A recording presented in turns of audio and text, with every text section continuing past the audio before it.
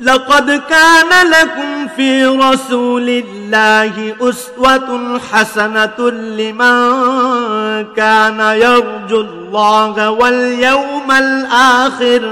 व ज़करल्लाह कसीरा। तुमको पैगम्बर खुदा सल्लल्लाहु अलैहि वसल्लम की पैरवी करनी बेहतर है, यानी उस शख्स को जिसे खुदा से मिलने और रोज़े क़यामत के आने की उम्मीद हो और वो खुदा का जिक्र कसरत से करता हो।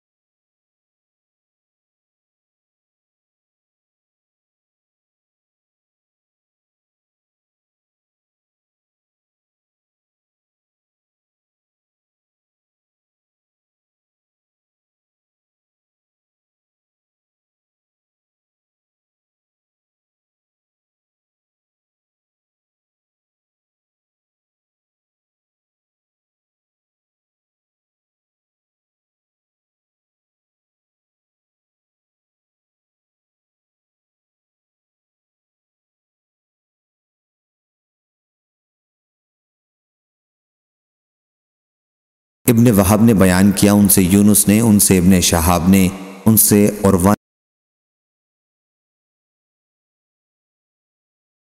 अबादा बिन सामित रदी अल्लाह अन्हु ने बयान किया कि मैंने रसूल अल्लाह सल्लल्लाहु अलैहि वसल्लम से एक जमात के साथ बैत की थी। हज़रत सल्लल्लाहु अलैहि वसल्लम ने इस पर फरमाया कि मैं तुमसे अहद लेता हूँ कि तुम अल्लाह का किसी को शरीक नहीं ठहराओगे, तुम चोरी नहीं करोगे और न ज़िना करोगे,